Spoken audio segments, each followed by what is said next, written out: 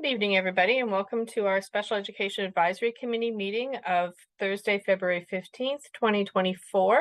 Due to the weather, we have gone virtual this evening. I'd like to begin with the land acknowledgement. The Durham District School Board acknowledges that many Indigenous nations have long-standing relationships, both historic and modern, with the territories upon which our school boards and schools are located.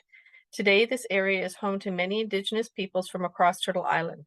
We acknowledge that the Durham District region forms a part of the traditional and treaty territory of the Mississaugas of Scugog Island First Nation, the Mississauga peoples, and the treaty territory of the Chippewas of Georgina Island First Nation. It is on these ancestral and treaty lands that we teach, learn, and live.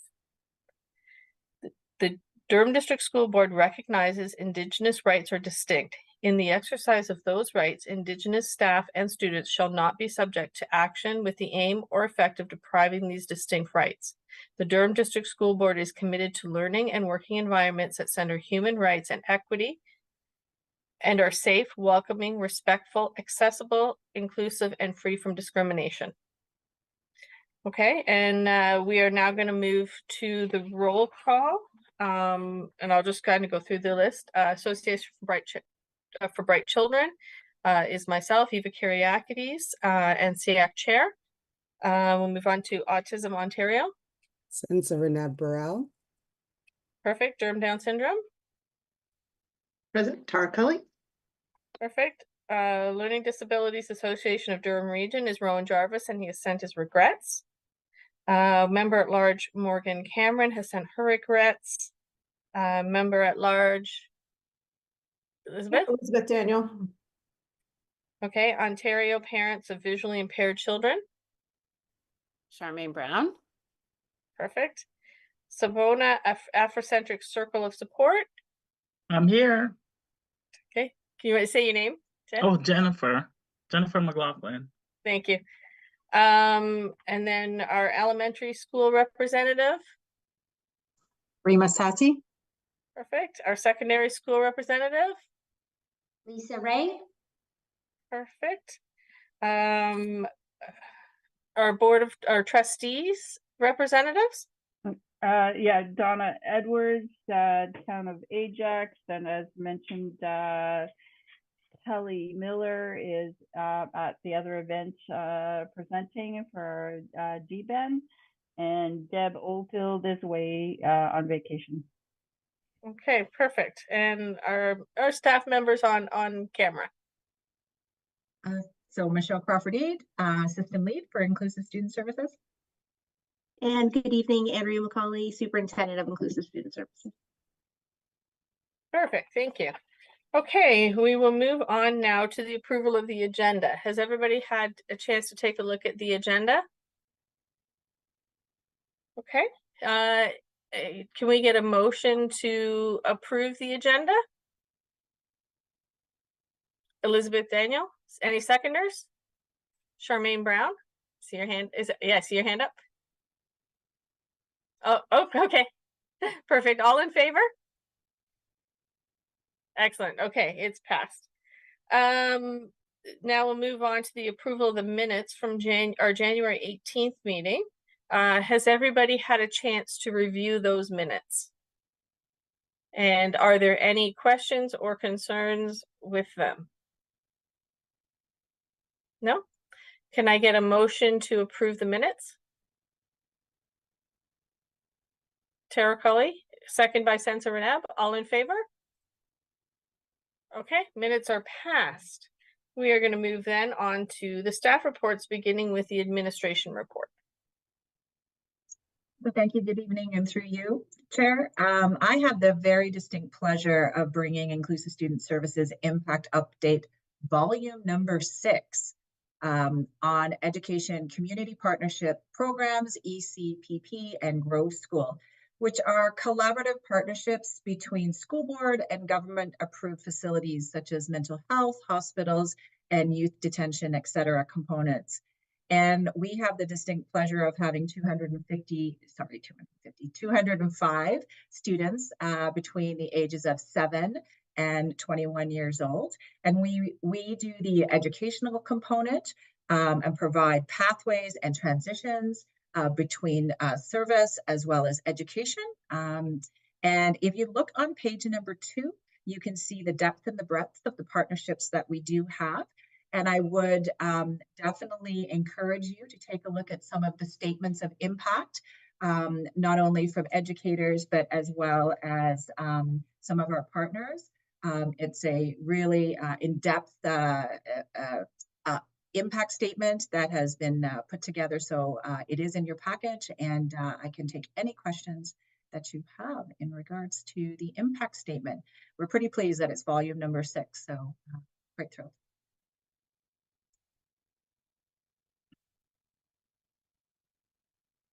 Sorry, do we have any questions with respect to this month's impact statement from the board? No? Okay, then we can move on then to the board report with Donna Edwards. Okay, so we had our standing and then a governance, special governance meeting, but our standing meeting, basically we did have a presentation on the implementation of the Math Achievement Action Plan. We also had a presentation from our community around there is a school boundary review for Vincent Massey.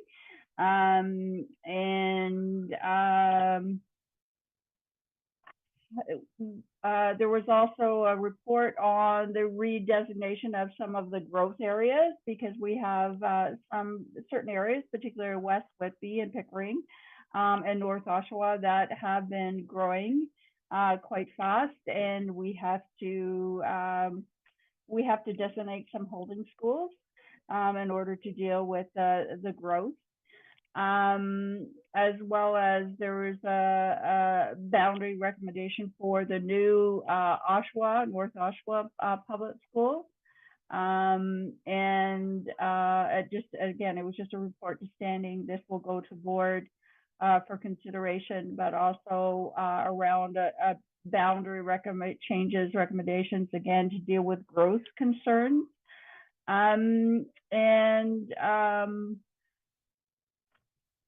Let's see. And then there was also just sort of a memo on the DDSB at home transition pilot from that perspective. And we also had communications from the town of Ajax around concerns around growth and another. So basically, the theme of the standing committee was definitely around growth and planning for growth and dealing with the capital projects and getting approvals we need to get them faster because we're not dealing with the growth in some areas. And then we had a governance, a special governance meeting also that was looking at a board assessment policy, and that got referred back to the next governance for the trustees to be able to do some research and have some questions. And I think that is about it. Thank you, Donna. Does anybody have any questions for Donna with respect to the board report? No? All right. We're going to move on then to the presentation and working session, and that tonight is going to involve the 24-25 Inclusive Student Services Special Education Plan consultation, specifically relating to Standard 9 and the special education placements and the Section C for SEAC. And I believe that's Michelle's taking care of that. Thank you, and through you, Chair. So currently, we are planning for our 2024-2025, and we're working as an Inclusive Student Services integrated team in terms of planning for our students in regards to next year, as well as their pathways. So part of that is for us to take a look at not only our special education plan, but also what we have learned throughout the year. So the first note is definitely in regards to our impact updates. It has been an exercise where we're examining our practices, and as a result, we've really noticed that we need to take a look at our pamphlets and associated information for parents and caregivers and guardians. So for example, next month, I will be bringing forward the impact update for work experience and transition to work program. And we noticed that we need to revamp the information pamphlet to align with new supports for students in the programs as it has evolved over time. So we are looking for input in regards to any information that you feel. We talked about this at our last SEAC around information and forward-facing information in regards to programs as well as supports. So that is part of the conversation today as it leans into, as Ava said, the special education plan. Every year, the ministry, well, it's biannually actually, is that biannually? No. Every 2 years, there we go, every 2 years. Every 2 years, the ministry asks us to take a look at our special education plan, but the DDSB has a commitment to review it annually. So tonight, not only in regards to the information pieces that we have in around our special education program and our inclusive student services supports, we're taking a look at the special education plan, specifically Standard 9. So I believe you have received sections and copies of that in your email. So I'd like to, through you, Ava, open up discussion or comments around that.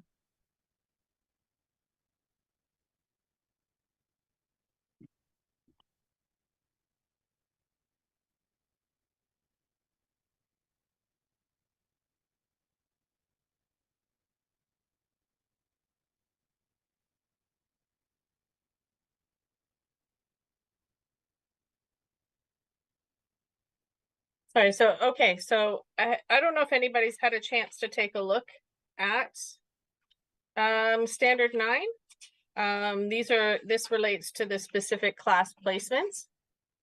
And and what sort of, constitutes a regular class placement with indirect support, etc. Typically in person, we'll sit and get together in small groups and kind of go through it and provide our feedback and stuff. And I know we are missing some people today, but if there's a possibility of us going through and putting together some of our thoughts ahead of time, ahead of next meeting, so that we can maybe discuss those thoughts as a group, but maybe send an email off to Michelle, with our Michelle or I guess to Lisa, who can send it through to Michelle if that's easier, to provide some of our feedback ahead of time, but then have a discussion around the table, sort of in person when we have hopefully everybody there next month or most people, just so that it gives the opportunity to break out into smaller sections as well. But if anybody has had a chance to sort of go over it ahead of the meeting and has some comments or questions they want to ask now, I think that would be that'd be great. Donna? Thanks. I know that this is this special education plan, and this is Standard 9, and just the language when I'm even looking at the very discussion when it talks about placements. It says at one point in time it talks about the process, but it's not mentioned really from a parent's perspective. It's written to me from a staff perspective, and so it's almost like, well, where do I fit in here? And if this plan is, I know it's sent to the ministry, but this plan should be readable and accessible to our parents and an understanding. So that was sort of the first thing I noticed. And, we want to make sure that this plan is parent friendly, to understand sort of the whole placement process. But I'm also looking at, how we determine the classes and where we determine the classes, because, and I know that's not necessarily part of what is required required, but the thing is parents really want to know, well, like, why is there only a class in X school but not in, you know, all the schools? And I think that this is where this plan can be very helpful if it was more parent friendly.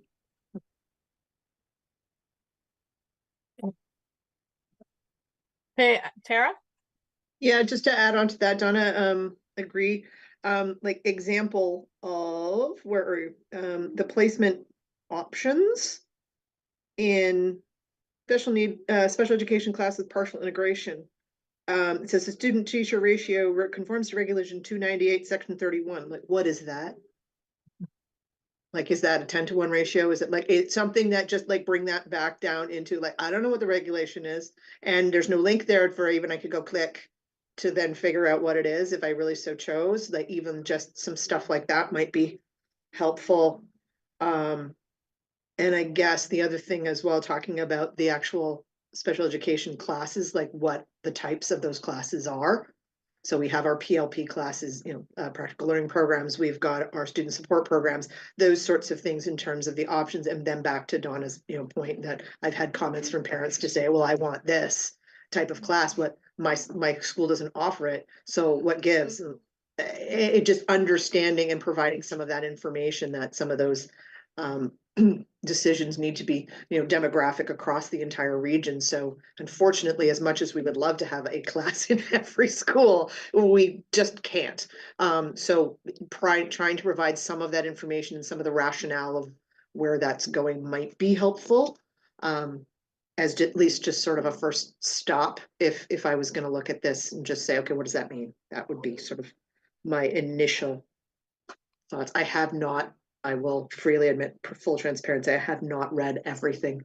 So work has been a bit insane. So I will make some time this weekend to pull it up and send them some more feedback.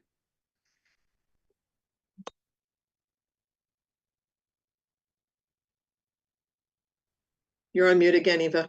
Yeah, thanks. I was pressing the wrong button to unmute me. Elizabeth, go ahead. Thank you, Tara. I just wanted to mention to Tara that there is a link in there that says more information about the special education class placements can be found here. See, and like I said, I didn't read that part. Yeah, I think on the information that was sent to us as well, further back, it is more like the brochure, I think that's on the website for the parents. And in that, I will acknowledge it does say the number of students, like the structured learning class has a maximum of 6 students. Practical learning program, maximum of 10. Developmental program, maximum of 6. Deaf and hard of hearing class maximum of 12, and school support program maximum of 10 students in elementary and 12 in high school. And then transition to work program maximum of 12, and the gifted program maximum of 25. Cool. So then if you're into the more technical piece, then maybe the link to the regulation, then at least.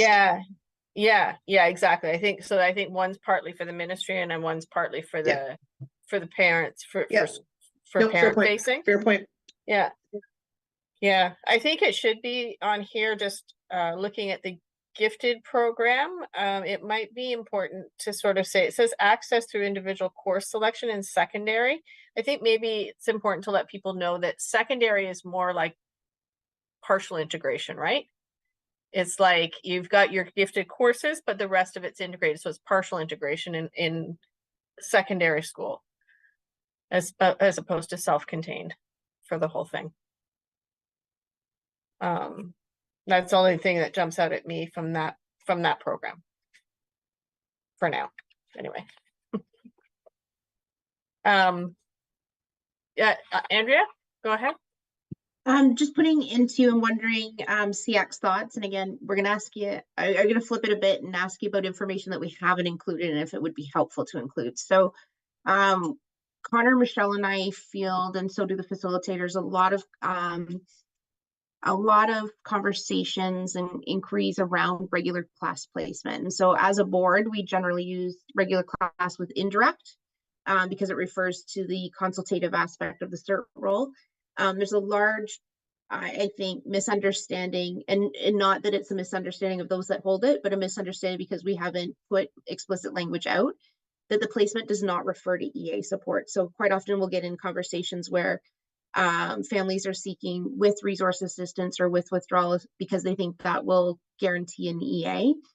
And the placement in the legislation doesn't. It refers to the special education qualified teacher and does not include the classroom teacher. So it's specific, even if the teacher carries a specialist, that doesn't warrant, it's the consultative aspect. And so we've been working with, and SEAC will have remembered a couple months ago, we talked about language of regular class placement that we added to the website.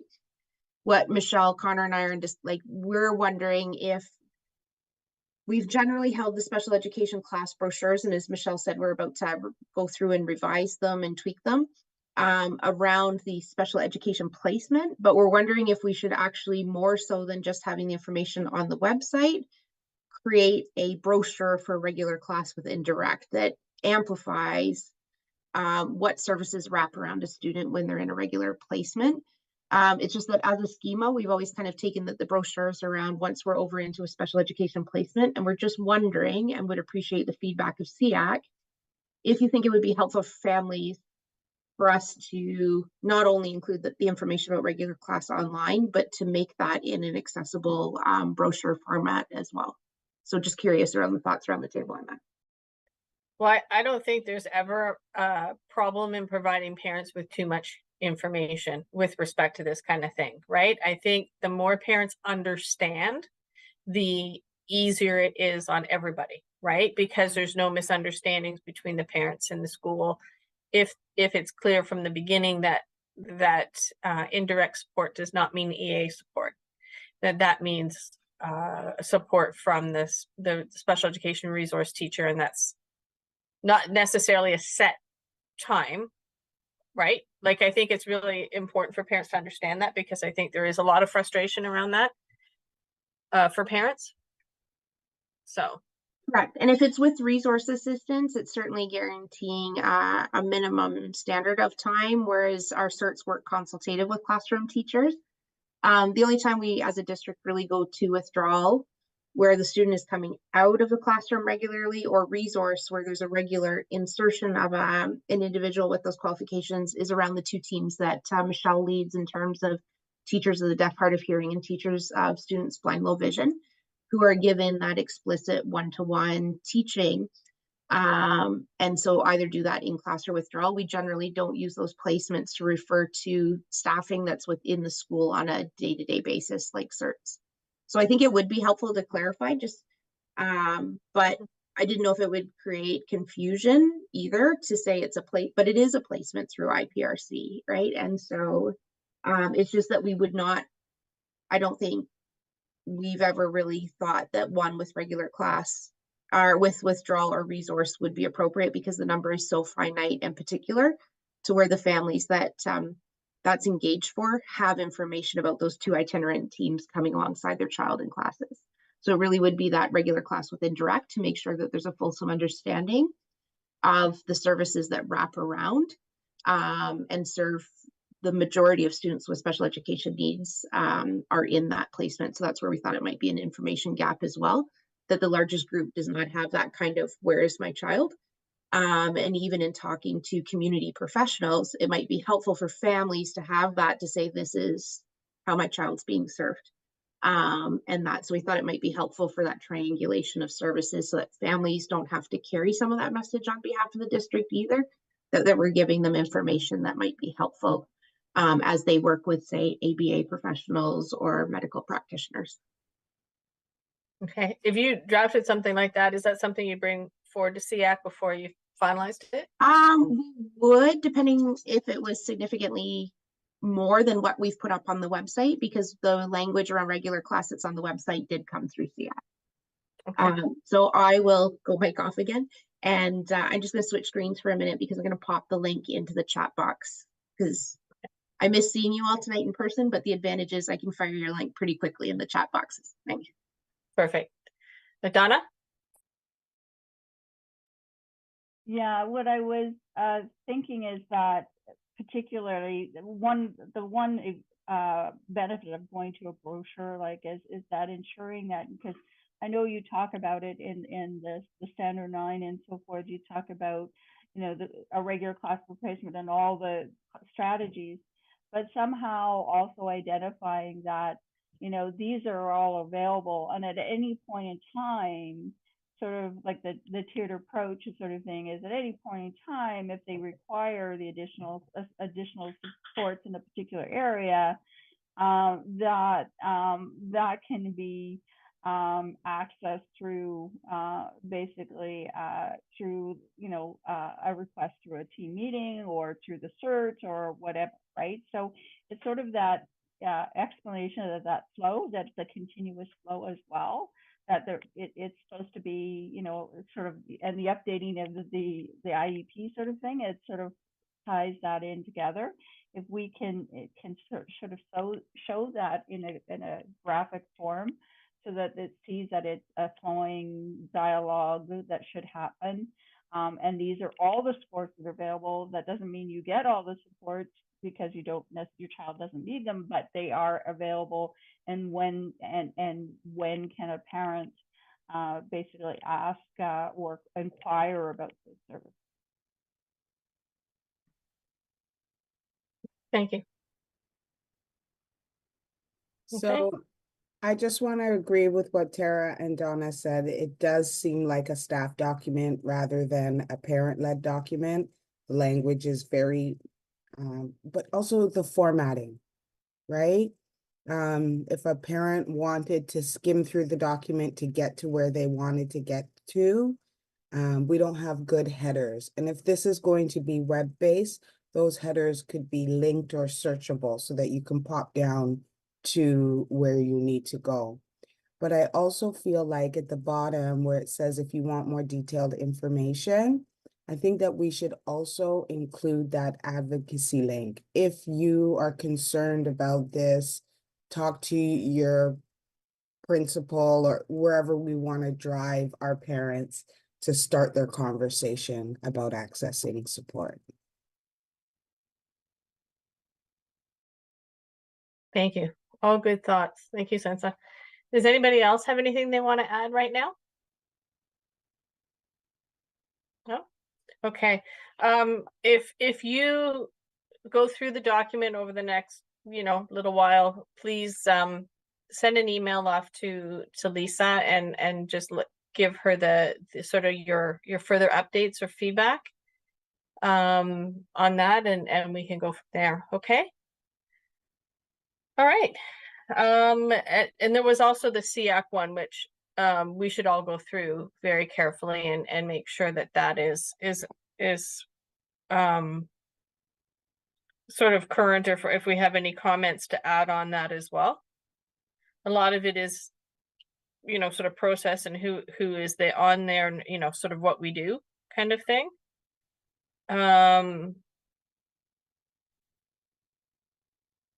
So I think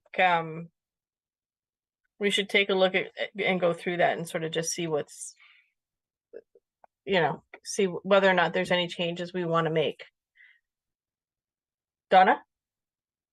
The one thing that I think that is missing in there is the consultation that the board basically does. And we talk about the meeting format where we talk about minutes, presentations, whatever, but in there we also have, this is where we do our consultations and our work. And I think that is really key for parents to understand, that this is sort of the input what we get from our organizations. And so that's missing in here.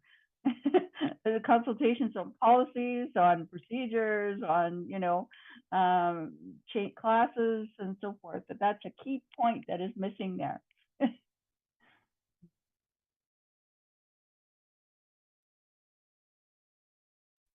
Excellent. Thank you, Donna. Yeah, it's a good point.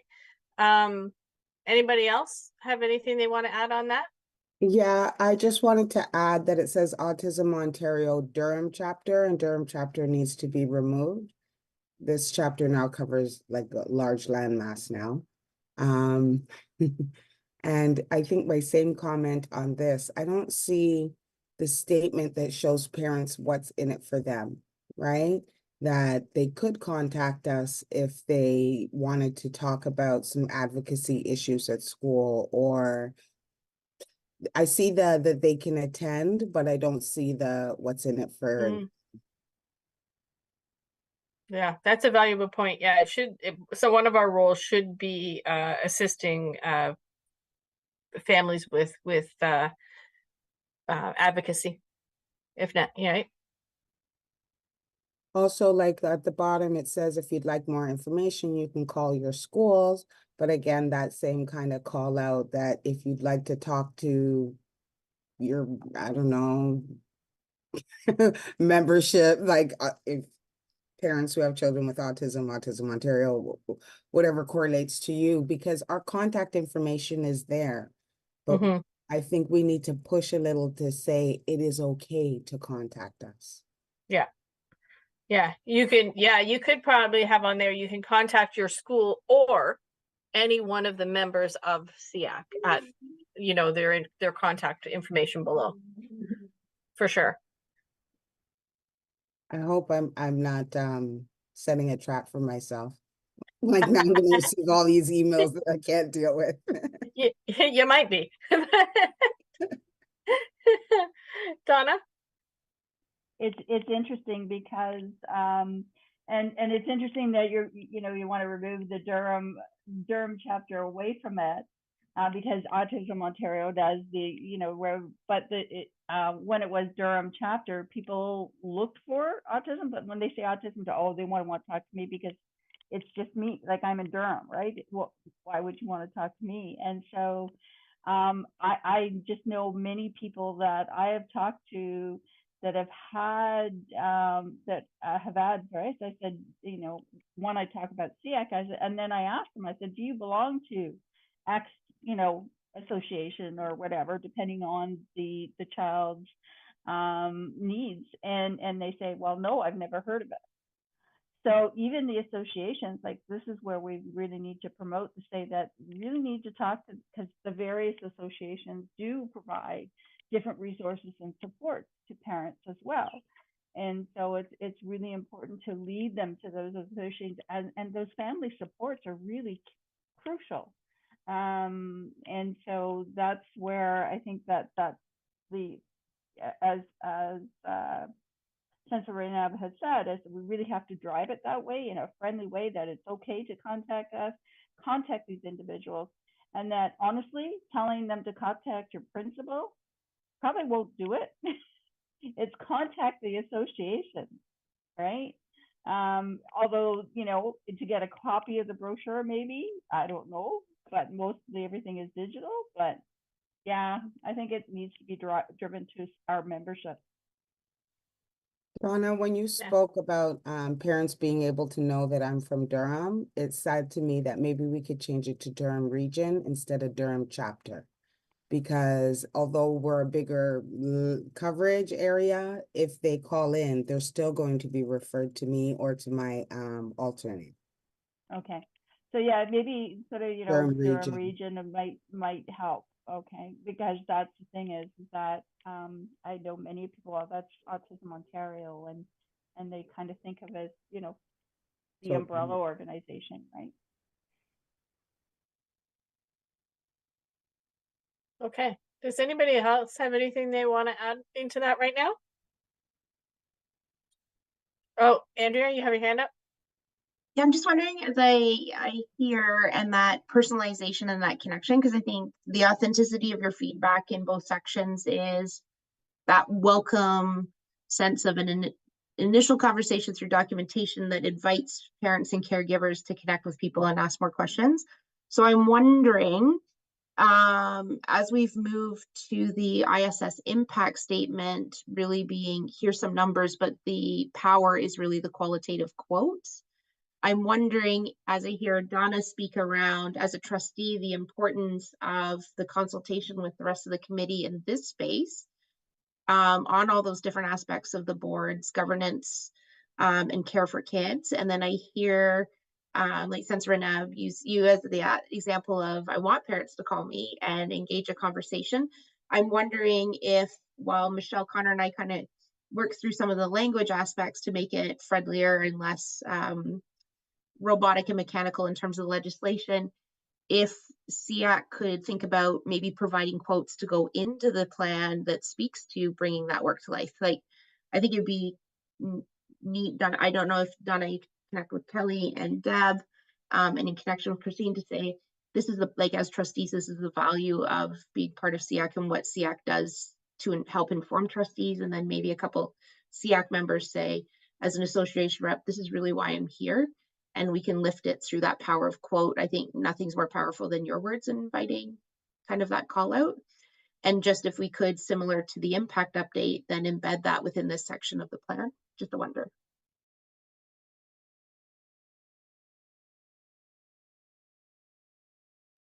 Yeah, that's not a bad idea. I can do that for sure.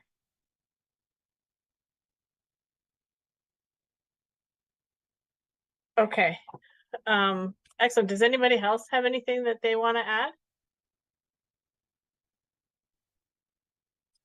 Okay, moving on then to our open discussion period, which is in the advocacy engagement event that we talked about. And I think for the most part, the people who were here last month are the people who are here right now. But Lisa is going to send me a circulation list of all the SEAC members, so I can just send out a quick email about the advocacy night. And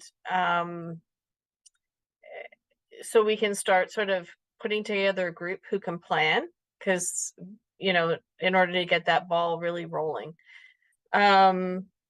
it's easier to do it that way than to have to go through Lisa and tie up more of her day, because I'm sure she's busy enough without me bothering her all the time. I think we were looking at the fall for this. We were looking at September, I believe. According to the minutes, I think. We just pop back to that section. In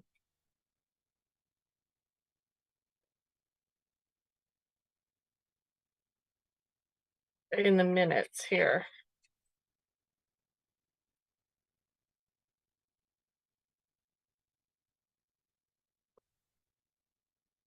Yeah, we were talking about around June or September timing. We thought parents are more engaged in September. So I think we were leaning towards September, but that's a discussion that we can definitely have as a group, because we need to find a date that coordinated with board, right?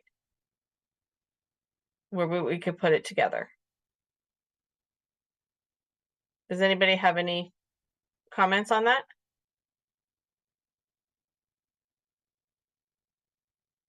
No? Okay, I will send an email out, and then hopefully we can put together a meeting and where we could start like sort of planning a structure of what it is that we want to do, and go forward from there. Because I think we really, if we're going to do it, we got to get the ball rolling on that, because it takes a little bit more time than we think, right? The actual planning of it isn't too bad if you look at it like a pro-grant thing, if anyone was ever involved in a pro-grant thing at the school, but it's the sort of the lead time you need to get everything booked and in place, right? Ahead of that. So, and I think Rowan was going to look into stuff from some of the Learning Disabilities Association, because they do have programs on advocacy, which I took, and it was fantastic. If anybody have any, there's no questions or concerns about that, and I'll just send out an email. Okay. All right, then moving on then to the business arising from the minutes. We still have to reschedule 2 SEAC meetings because of our lack of quorum. How we do that is, I know we want to have one around finance, right? And we need to have, so that we'll be looking at one in the spring, even if it's just a short meeting. Right? When does the finance stuff typically come in? Andrea or Michelle, whichever one. Michelle or Donna. Or Donna.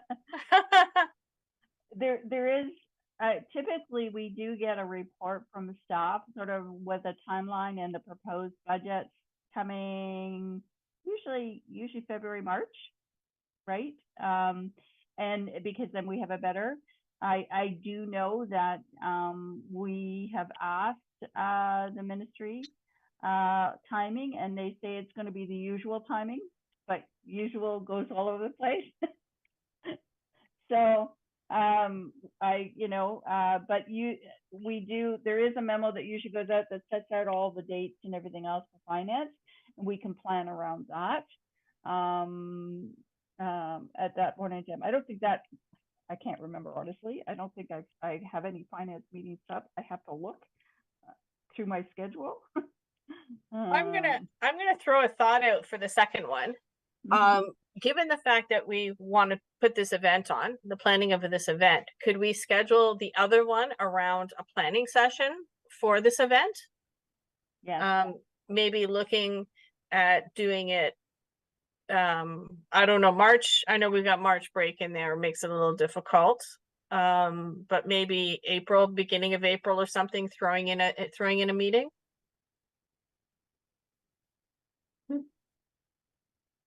If everybody thinks that would work, what I'd do is that maybe we should canvass the group and say which day would be the best, sort of the beginning of April, for a quick SEAC meeting to make up one of our meetings from quorum. And our big item on the agenda would just be planning.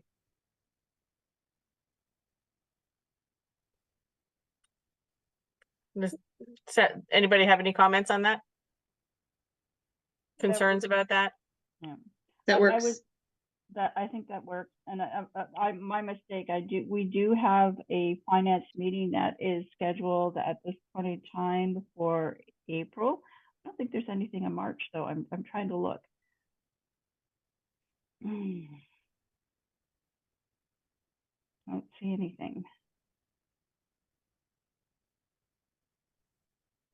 I mean, March break's not an issue. Like, March is not an issue for me, particularly earlier in March, Yeah. but it may be for some other families, right? With March break, people may be going away and stuff. So that's a difficulty with March. Yeah, and that's part, but we have an education finance meeting is Thursday, April 4th. Right. Let's see. But that's not going to be our presentation yet, right? That's not going to be our SEAC presentation. No, no. So we could look at the beginning of April for a meeting to deal with the event, and then another meeting where we can deal with the stuff for the presentation for finance. That makes sense? Because if yours in April, your finance committee meeting, I don't think we're going to be, it'll be close to May, won't it, Donna? May 15th is the next, there's a finance meeting May 15th.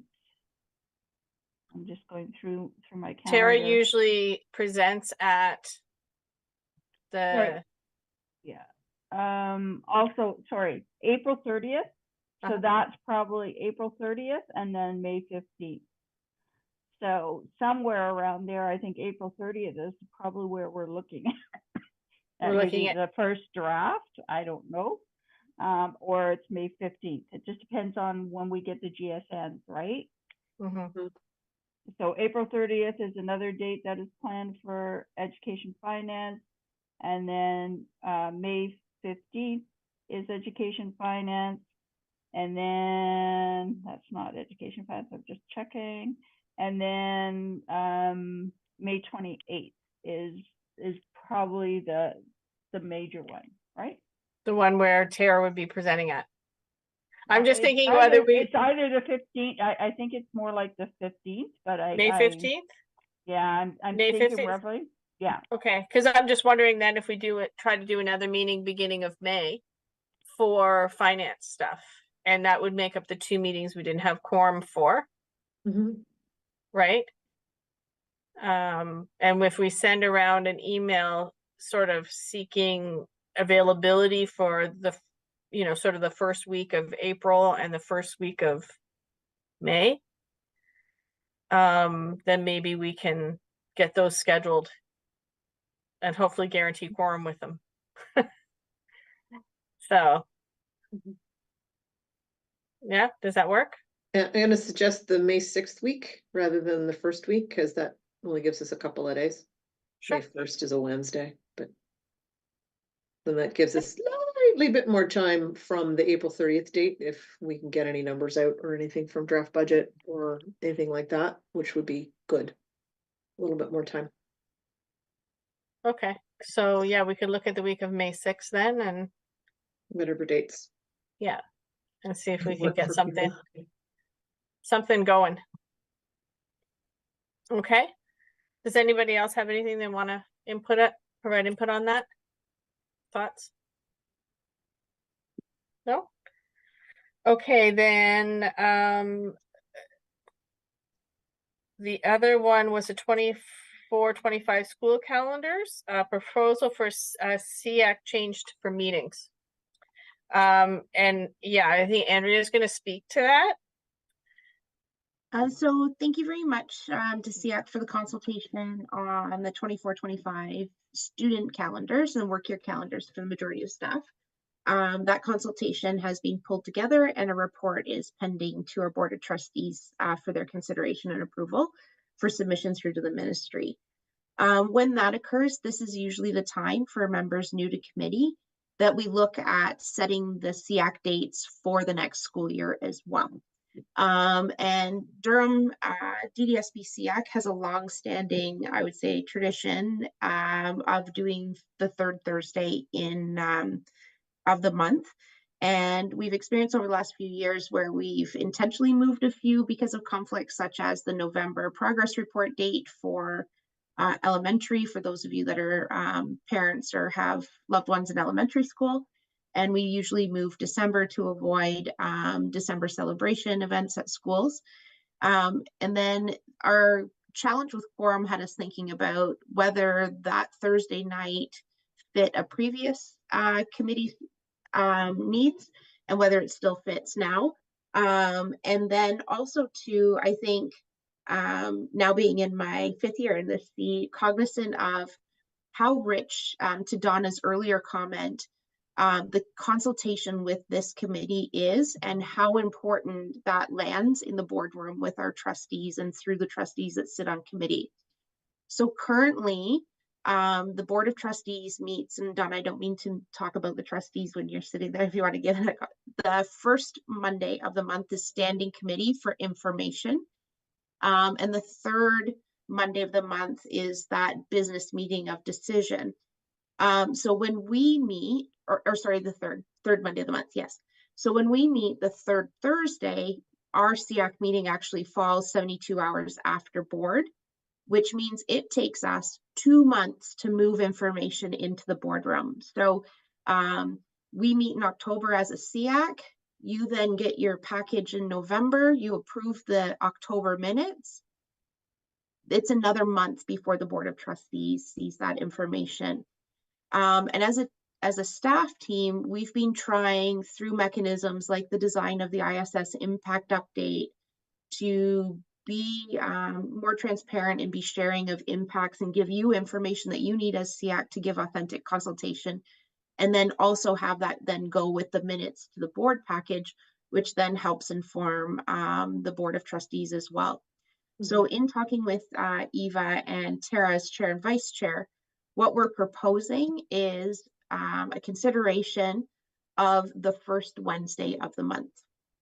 And so coming off that Thursday, that's usually a conflict with, like for tonight, Durham Black Educators Network has a thriving event going on at Ajax High School, conflict obviously for Donna Intermunicipality. Kelly's presenting. A lot of our schools are going to Thursday night because kids can get through one more day tired and tend to have that as school use nights. We also think by moving to the first Wednesday and the first week of the month, what that would actually do is have SEAC information move in a very timely way to board. So SEAC would meet in October. You would receive the agenda package in November and approve your minutes. It would then go into the November board meeting package. And so it would only be that 1 month, give SEAC time to approve its own minutes or follow up on anything. and the immediacy of the timing to get that to our Board of Trustees, it would cut the lag time in half by going from the 3rd week of the month to the 1st. So 2 elements to the proposed change, because what we would do within the March SEAC agenda would be bringing you the proposed 24-25 dates, but really looking for guidance from SEAC on what you would like that structured on. And then Lisa and I will take that away and look at the calendar and scaffold that. So a request to move from Thursdays to Wednesdays, and from the 3rd week of the month to the 1st week of the month. So I think there's kind of 2 parts to that. That also avoids where our Board of Trustees, if there's a holiday Monday, standing or board would shift to a Tuesday. So we don't want to be hitting that Tuesday because it would automatically be a conflict. And Wednesday generally gets held for education finance. We've checked with our business team, and they said they'd be happy to stay away from the 1st week of the month, and that there would be no conflicts that way, because we don't want to cause a conflict for the trustees either in structures that are existing. So we've checked through the governance team and we've checked through the finance team and clear there. So just proposing the 1st Wednesday of the month for kind of how we plan for 24-25 and test it out for a year. So Eva, back over to you for that, but that's the background on that. Yes, thank you. And a couple of things that I would add to it is, it seems to me, and I know this is true with my work, it's with my husband's work, if there's any activity or something going on at the office, it's always on a Thursday, right? Whether it's a holiday party or some sort of event, it always lands on a Thursday. It seems that's the day that most people pick, for the same reason people can be tired for a day, but they get through. So that's always, that's been an issue. I think that's one of the biggest issues when it comes to quorum in December, which is our board organization meeting, which we always seem to really struggle with quorum for. And this year we didn't have. You know, I know it wasn't just myself and Tara, you know, we declined Christmas, like our office holiday parties, because we had SEAC that night, kind of thing, right? And a lot of Christmas kids, like concerts at schools, were going on that same night, and people were away for those things. So there's just a variety of reasons in that respect that I think makes Thursday sometimes a little bit more difficult, because it just seems to be the day everybody chooses to do something, is a Thursday. So I don't know if anybody else has any thoughts on that, or they'd like to provide any input. Elizabeth, go ahead. Yeah, personally, Wednesday is my jam-packed night with kids' activities. It's really challenging for me to fit anything of my own onto a Wednesday. I could potentially kind of play it by ear and see how it goes, but that's my thought when I hear switching from Thursday to Wednesday, is that it's going to be so much harder for me to be able to do that. Oh, sorry. Eva, you're That's on mute. okay. Thank you. Thank you. Thank you. I appreciate that, Elizabeth. Yeah, because that's the thing, right? It is people have sort of carved out a day. Donna, I see your hand. Well, Andrea already did the thinking for me when it came to, because education finance was definitely one of my concerns as far as that's concerned. And then one of the other associations, community groups I belong to, I have moved stuff to the Wednesdays, but if it's the 1st Wednesday, that works because it doesn't conflict with other. Because that's another whole year of actually it's 2 years that I volunteered for. So 2 years right now at this point in time, but being community chair, my community group has been very helpful. And if I've had to change a meeting or whatever, which is great, it helps when you're the chair, but it has been very, very helpful. But yeah, it just, that is, as long as we set it for the year and take it from there, because it's when things get moved around on a regular basis that has issues around scheduling and planning. Sarah, I see you have your hand up. Yeah, what about just moving it to the first week, like I know Thursday still might be. Yeah. Challenging, but maybe the first week of the month, like I have always said, everything that I find that I have interference of with school, like especially the school events and stuff for kiddos tends to always be like the third Thursday of the month, like parent teacher interviews, meet the teacher night, holiday Christmas concert, whatever, all those sorts of things. And, like even March break is usually around that second, third, week, but the first of the month, always everybody just seems to be kind of gung ho. Maybe that's an option if the change of the night isn't going to be doable. But what about the second week on a Tuesday? I just trying to find some other options. Like maybe we just kind of mess about with that a little bit, like keeping in mind, like I like the concept of not having that 2-month lag for SEAC into board. So Tuesday, the second week of Tuesday might be doable. I don't know. So maybe I think Andrew, you'd sort of put out in the chat saying that maybe a doodle poll, and just we could like throw a few options out and just kind of say, do Tuesdays work at all? Do Wednesdays work at all? Do Thursday first week, second week kind of thing, and see if we can. Or if we're gonna. Oh, sorry. Sorry, I was just gonna say, if we're going to do an email sort of canvassing dates for the makeup of the SEAC meetings that we've missed, maybe we could add that as part of it and do also a question about sort of the timing of the SEAC meetings going forward into next year. And I hear you. I think doodle polls are really helpful when you're setting up like a singular meeting or a series of meetings. If generally when they're used for kind of setting up a pattern of like how SEAC meets, the this of the this week, what you end up with is nothing's clear. And so it would be better if we could kind of I think most people are here. And I don't want Donna to have to speak for her colleagues, but she can speak for the trustee schedule in terms of that pattern of evenings. And then I believe we need to check with Morgan and Rowan. But if we could have because we'll need to turn it around pretty quick in terms of when the dates for 24-25 go to the Board of Trustees as well, all encompassing. So we need to kind of get the dates passed by SEAC by the end of our March meeting. And I'm worried that if we come back with a jumble of information through a doodle poll, then that's going to kick a decision to April. We're going to be too late for the prioritization that SEAC's given within the overall district calendar. Mm-hmm. What are the thoughts just from the people who are here around the table on the first Thursday of the month as opposed to the third?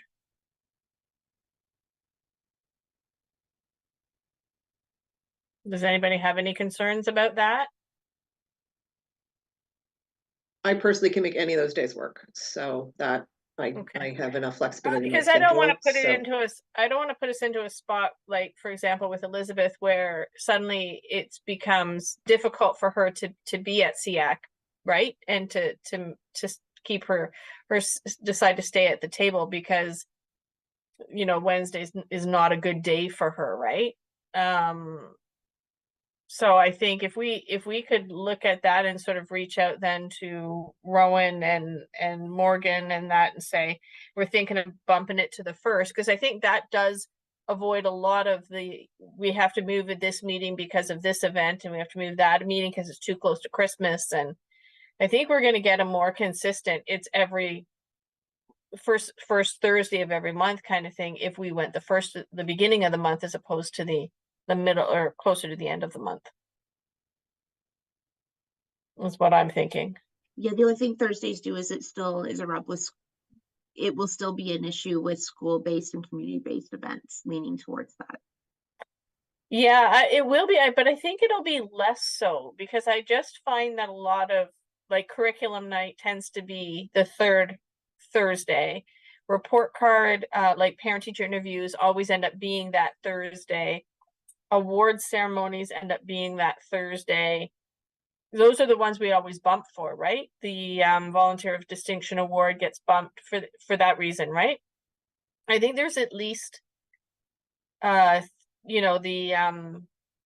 there's several dates that we bump and move that meeting around for because of it, right? Including in around the sort of the winter break, right? So, you know, we might want to consider that. At least then we don't have as much bumping around. And maybe we have a better chance with quorum in, especially in December.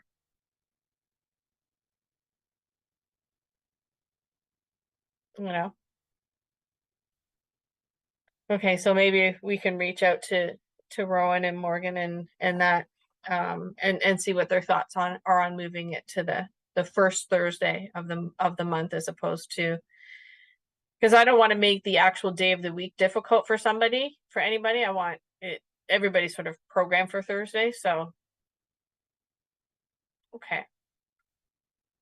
All right. If there's no more input on that, we will move on to the association report, which this month is we're doing a highlight of UPVIC with Charmaine, and I'm excited to hear that. Over to you, Charmaine. Thank you so much. The Ontario Parents for Visually Impaired Children is a grassroots organization that was started by parents who needed that connection. The visually impaired community is silenced many times and very silent because you're not in a community. It's very different than ASD groups and things like that, where there's so many congregated in one space, in one school, in one community. You'll find that particularly children who have vision loss or vision impairment are scattered amongst different schools. So you never see anyone who has the same experience as you. And then parents also have that same experience. I don't know any other parents. Well, you take them to gymnastics and no parent is talking about the struggles or the challenges or the triumphs that I'm having as a parent. So with a child with vision loss. So it becomes very isolating in a lot of ways. So OPVIC started as a way for parents to connect and to gather resources in one place. So it's like a one-stop shopping for parents, kind of like, what am I supposed to do? I got this diagnosis. The doctor says it's this, and then that's it. Because that's really what happens. You get a diagnosis and you leave the hospital and it's like, good luck to you. Figure out how to support your child. What's it going to look like? And you have all these questions. So basically that's what they do. And it's a nonprofit organization. It's completely volunteer run. So it really is just parents who care about this community and want to support as much as possible. So parents will reach out and ask for resources, ask for support. It is an advocacy group in the sense that, if things come up, we would advocate to the government. For instance, when Luxturna, which is a gene therapy that supports those who have retinitis pigmentosa, it's the first gene therapy in North America, in the world really, that has been actually successful. And the government in Ontario is one of the last provinces to approve it and to have it covered under OHIP. And so OPVIC, along with many other organizations like Fighting Blindness Canada and CNIB, were supportive in that advocacy to the government about, you need to fund this. The vision community, deserves to be acknowledged in this way. And if there's something that's going to actually help people stabilize their vision so they don't have any loss, because that's pretty much what the gene therapy does, then they should do that because it's going to benefit them in the long run.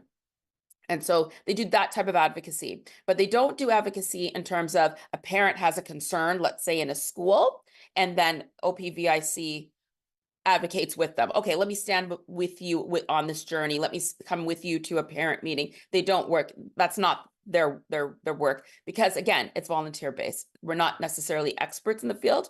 We're just experts in understanding the day-to-day challenges and triumphs and joy of having children with a vision impairment.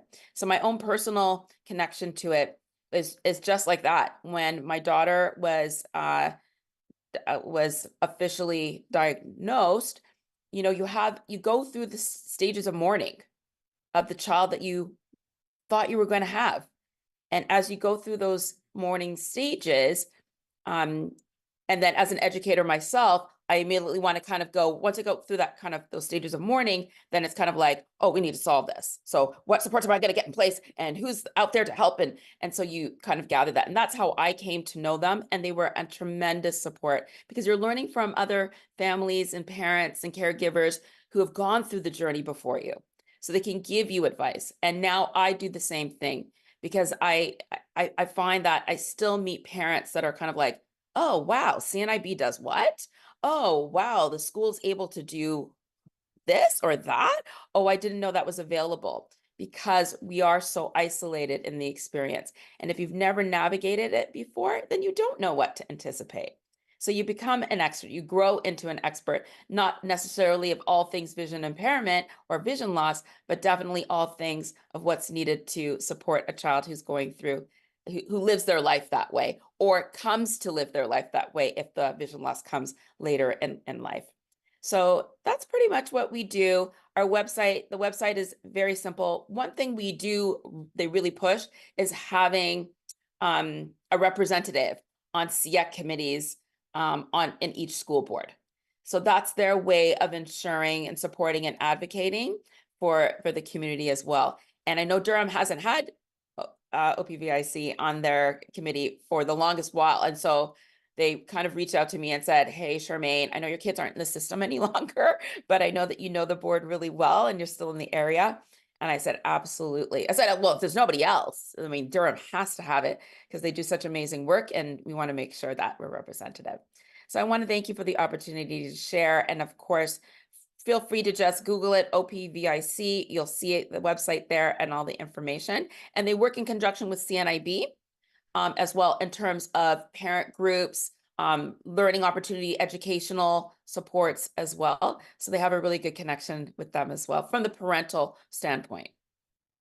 So thanks again. Thank you, Eva and the team, for allowing the opportunity to share.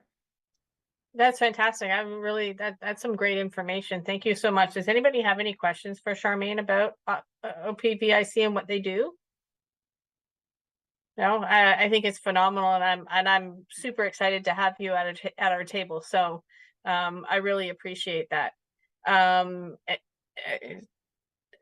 So we had decided our last meeting, if anybody wasn't there, that each month for the next little while we'd start highlighting under the association reports and committee reports a different group, so we can talk about who we represent and sort of what the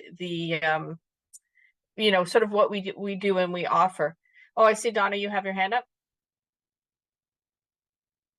Yeah, I was going to say, Charmaine, I really appreciate the overview as far as that was concerned.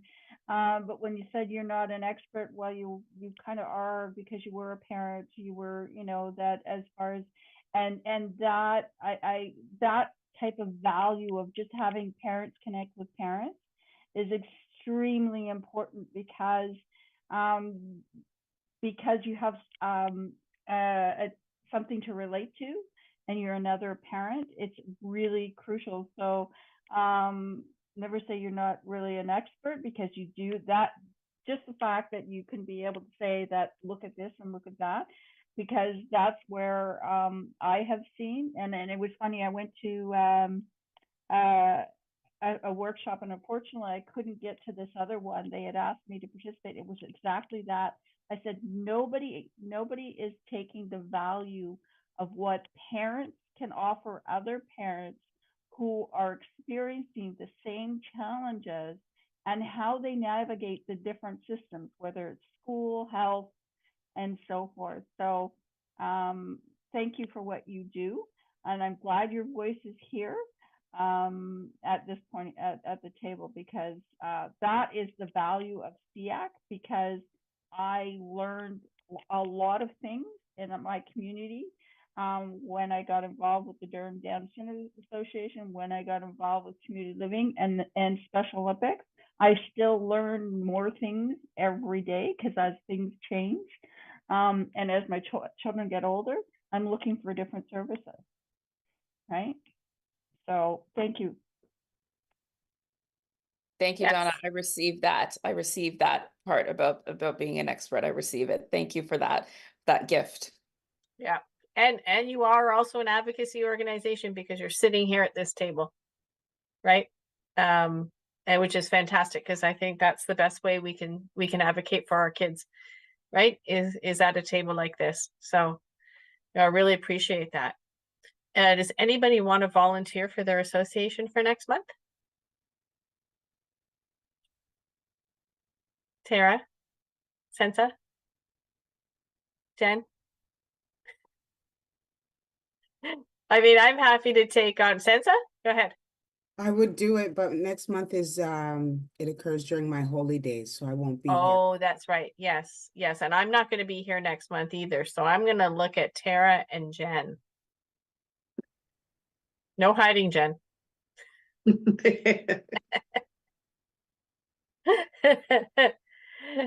So it's between you two.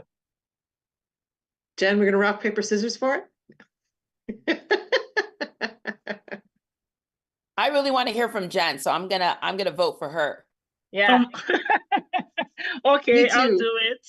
I'll Okay, do it. perfect. I'll do Yes. it. Okay, so that's Jen. She gets the agenda slot for next month. That's awesome. Thank you so much. I think it's really great. I think it's really important for us to understand each of the associations and what we represent, and I think with our members at large, when we get to them, we're going to say why they chose to be a member at large, because like there's no association there, but we all have our reasons for being here, right? So, all right. If there's no more questions for Charmaine, we will move on to our correspondence. Okay. The correspondence is from the Peterborough, Victoria, Northumberland, and Clarington Catholic District School Board, and it is sort of an all-encompassing letter, I think, with respect to special education funding as a whole and the underfunding of special education. I was sort of going through it briefly. Some of the stuff, I don't know that it applies to us in the same way, because they're talking about being a wider board and needing to use taxis and stuff for you know, sort of busing and things like that. I guess they have that's a bigger issue for them. But talking about the gap between funding and the true cost of providing the special education, which is something we've talked about at this table. We've sort of addressed it more with respect to the SIP letter. It does kind of go back to the conversation I had with our MPP, Patrice Barnes, back in December when I ran into her and had a great conversation. But it's true, we've been talking about this for a while, and Donna's kind of the expert on sort of how the funding is with special education, but we're, you know, the government is still using, it's a 2006, is it, Donna, census information? Well, it's certain parts, like they have updated certain parts, but other parts they have not, and which is very, very frustrating from that perspective. So it varies depending on part of the formula that they use. But yes, there are still parts of the formula that uses 2006 data, and people say, well, that's a small part of the formula, but every little bit counts. Yeah, you're right. When the board is pulling money from other areas every year to sort of cover that difference, it does count. Every bit counts, right? Yeah. So, and that's frustrating. And just on talk about communications, because it was in our minutes around the transportation letter, and that's my fault. I just sent it to Charmaine today. As far as that is my sort of first draft, so I didn't feel it was ready to share because I haven't had a conversation with Charmaine.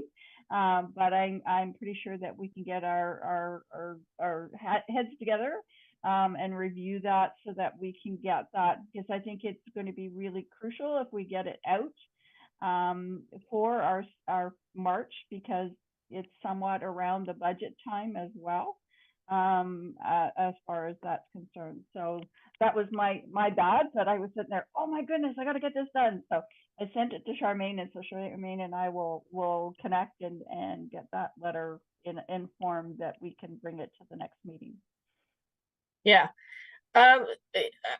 I think this is one letter as a group, maybe we want to actually read and take a look at for next meeting and decide whether or not we want to go through and write a letter of our own backing up what they're saying, because this is a problem. And I mean, it's it does impact all of our students, right? When we're underfunding special education, you're impacting all of the students, not just the students who require extra services, but it impacts everybody across the system. And you know, I think we need to understand that, and I think we need to make that just sort of a push, because you know, you hear people, you know, talking about struggles within a classroom, right? As parents, and I'm sitting there listening to some of these conversations and going, yeah, but this is why, you know, this is, you know, this is the issue, right?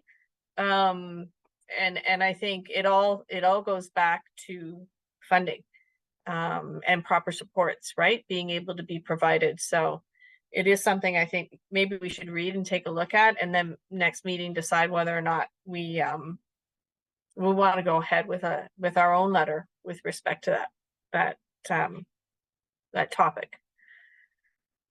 Okay, if we could probably bring that forward as for our next meeting as sort of business arising or whatever, to discuss whether or not we want to put together a letter ourselves. I know I haven't been able to give that letter the reading it deserves. It was just sort of like a real cursory kind of reading. So that's why I want everybody to take the time to actually read it. Some of the stuff in there I think applies, but some does not, I don't think, to us, but I could certainly see these smaller boards having a bigger issue, especially around transportation, when they're spread out more. Does anybody have anything they want to add to that? Sorry, Donna?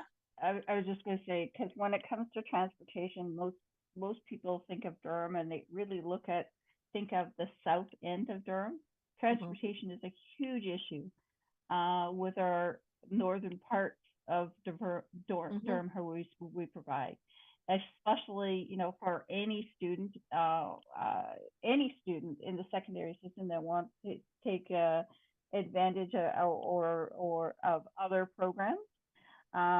So, and it just is an exponential problem if the student has mobility or issues around even being able to follow a transportation schedule. So it is really huge. And so the letter that I wrote is I had to stop writing because it could have been 4 pages just on transportation. But anyway, but yeah, a letter on funding. And I think that once we see where things are going as well, because by that time, maybe they have, you know, we're talking March, maybe they will have released a little bit of even maybe the preliminary financial stuff, what we're looking at. But it really is the GSNs, once they release that we get the real details and see if they have made significant changes to the funding formula. But, yeah. Okay. Okay, moving on then. Is there anybody else want to add anything there? Okay, moving on then to community concerns. Does anybody have any community concerns they want to raise this month? No?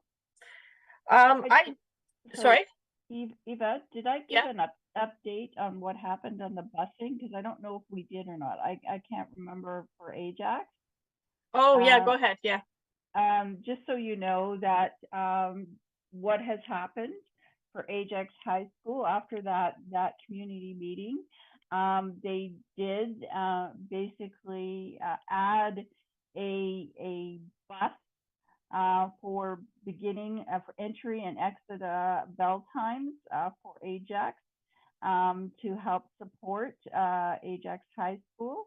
However, it still doesn't alleviate some of the other issues as far as supporting students and their transportation needs, but at least the community did hear, which is a great thing. So I think that the letter and timing of us getting that out maybe will also help the budget processes that are currently going on with the region of Durham as well.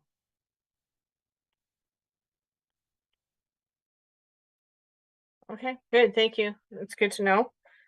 I did have actually somebody reach out to me, and then of course I did see it on the news about one of our schools where we had a student go missing, and there was some discrepancy between the amount of time this child was away from the school and the amount of time the parents were told. And I guess my concern around that goes around the trust issue, right? When it comes to our students with special education needs, and trust being the big foundation. So Andrea, I'll pass it over to you, and you can go ahead and Thank provide input. you. Yeah, thank you. Yeah, that's okay. Thank you, and through you. So first of all, just the thinking of the little man and his family in terms of the experience for them that day.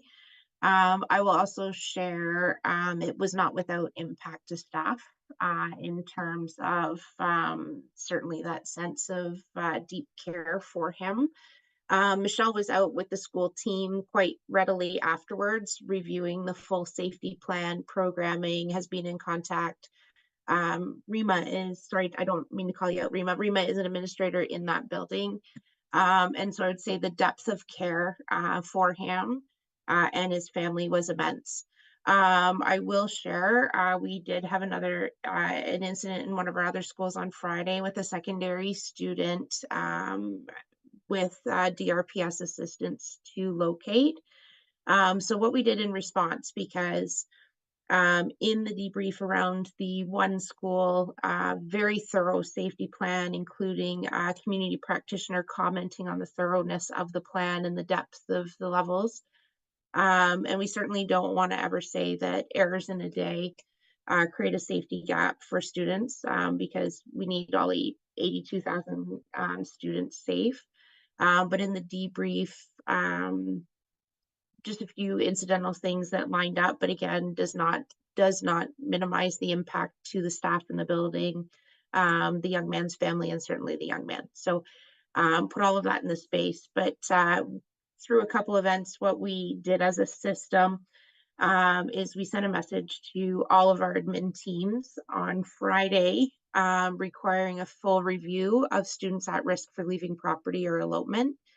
So I think when we look at some of the safety plans in schools, quite thorough, but where we had a very thorough plan, there was still that impact felt. So just asking the whole system to take a look at their plans for the kids at risk of leaving schools or elopement. Just trying to use both the language of ABA as well as the person first language and the flip in terms of that, with the response required from every single one of our schools, elementary and secondary. And that was delivered with a very short turnaround time of schools required to complete that action on Monday. So again, lots of care for the individual student, a really great plan in place ahead of that day. And just a reminder to all of us, because as it could happen at home or school, what we do as a result of grateful for his safety, as his family is that cause for reflection, and what do we do as a result of it, and recognizing that one school on one day could be another school on another day. And so what are we doing to close those loops? Because certainly this was 2 schools shared because the alerts, say the second student, the alerts went out through social media because we needed to use that to make sure that the young man was safe as quickly as possible. So the transparency there. But I put myself back in school leadership, and there, but by the grace of a moment, could be any building. So needing to share that as a district in our collaborative and totality of care for the kids. Because the question we asked on the Friday was, if I have a child as a parent who is at risk of leaving a building, how do I know that I can send them on Monday with the same sense of safety that I felt the day previous or greater? And so that's where our administrators, again, as that kind of pivot point for the responsibility of all safety planning for students and staff.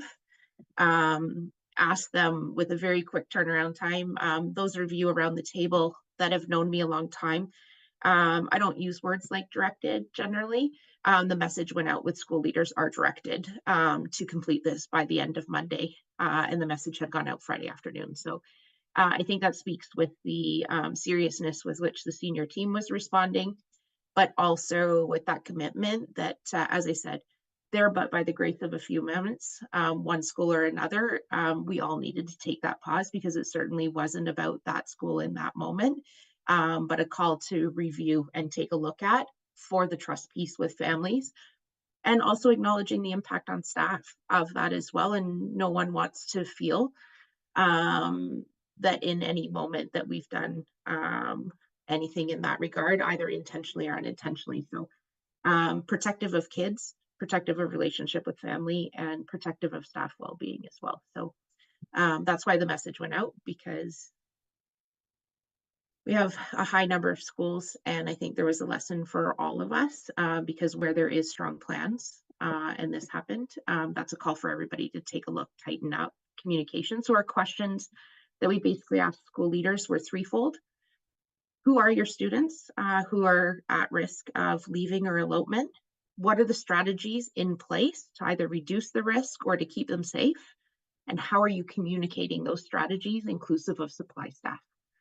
And so just making sure that those layers are in place. Again, just wanting to recognize the heart of both the impact to the family, the student, and I would say the school teams as well, in terms of that due diligence.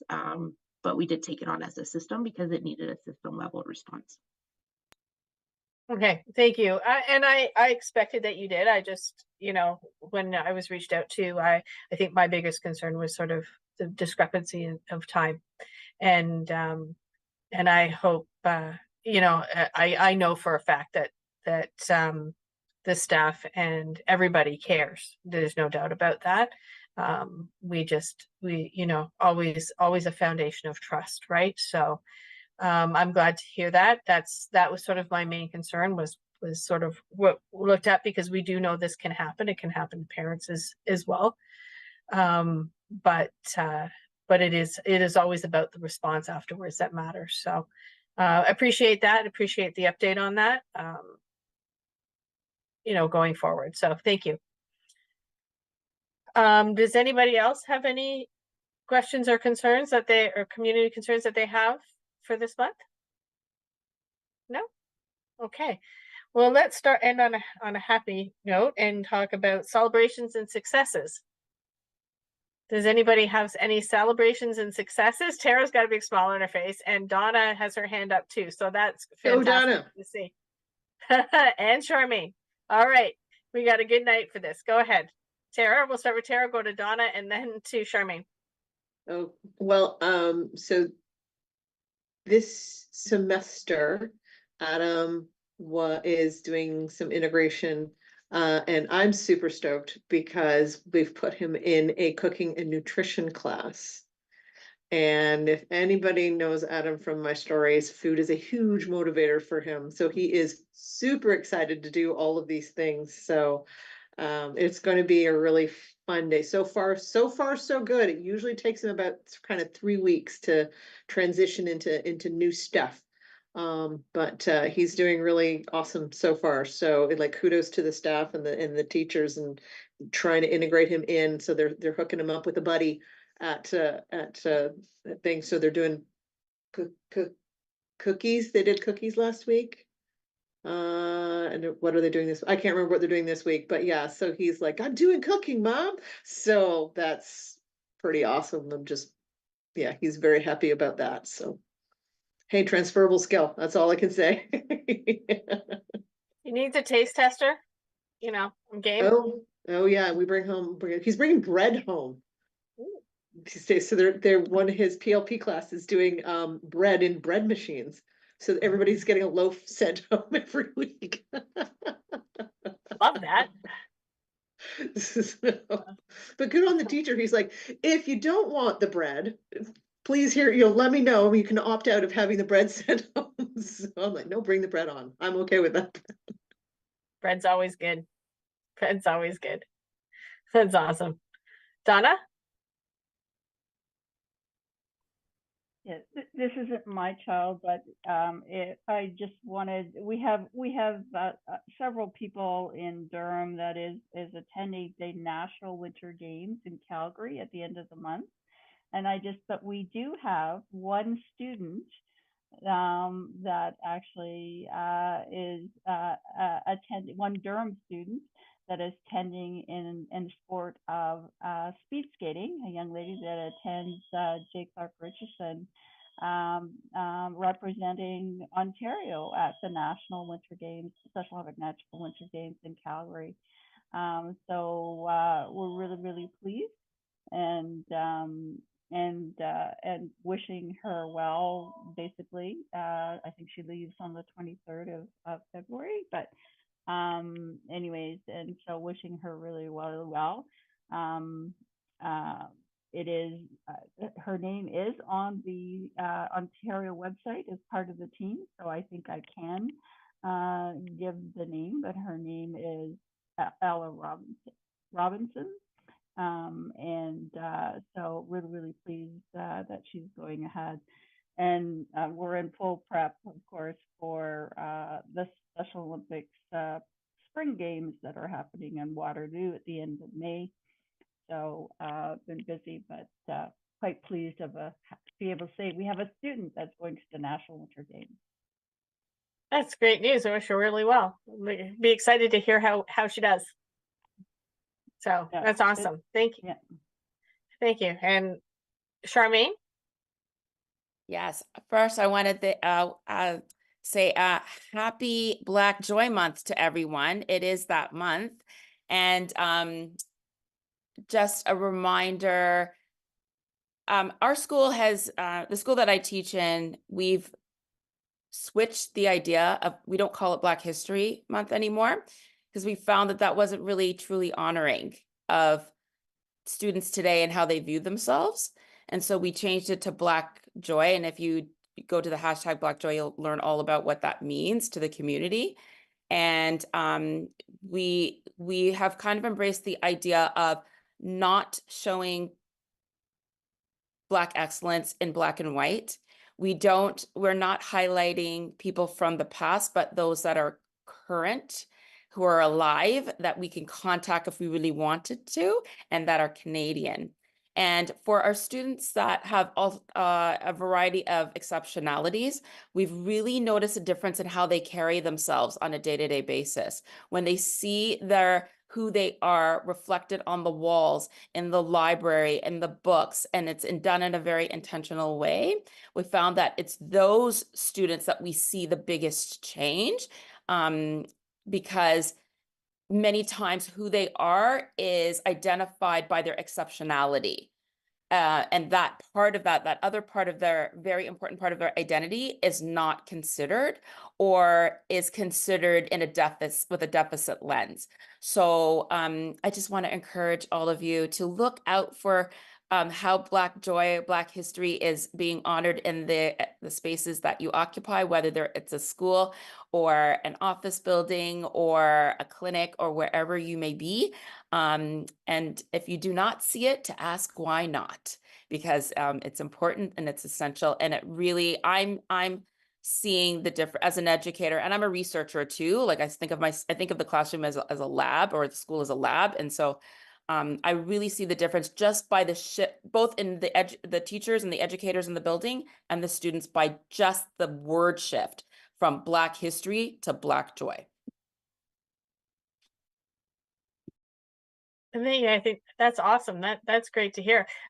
Actually, talking about Black Joy, our office has a series of events they hold during this month as well. We had a fantastic lunch and learn a couple of weeks ago, and we learned about the Green Book for traveling, and that was astounding. It was fantastic information. But one of the other things they're doing is on the 28th of February, they're having a Black business, like a marketplace where people are coming into the office and setting up and sharing and selling sort of Black made products, which was fantastic. And one of the things my office does, regardless of what they're sort of celebrating, is they always, when they do a lunch and learn, the lunch is always authentic to the event. So the company that catered our lunch, which was fantastic, was also a Black-owned business as well. So it was fantastic. Anyway, so there you go, sharing the joy and the excellence right there, and it was a great lunch. So yeah, anybody else have anything they want to add or to share? Yes, I would just like to add to Excellent. the Black joy, because we know that the Black history is not Black history, it's all of our history. So let's talk about Black excellence. I pulled up this stat, it's an American stat. It says 19% of Black children are less likely to be diagnosed with ASD, that there's a five-time percentage rate for a misdiagnosis for conduct disorders. And there's oftentimes a 3-year gap between when a Black parent has a concern with development to actual diagnosis. And with the current state of our world, the genocides that are currently going on all across Africa, as well as what's going on in Palestine, I pulled up a quote by Dr. Martin Luther King. And just to remind people, the time is always right to do what is right. So happy Black Joy. That was an excellent ending. Thank you. Our next SEAC meeting is on March 21st, weather permitting, in person. Anybody want to adjourn the meeting? Motion to adjourn. Tara, second. Elizabeth, all in favor? Thank you, everybody. And we will see you all next month. Thank you very much. Have a great night. Bye, Welcome back, everyone. Donna. I didn't see you Bye. last month.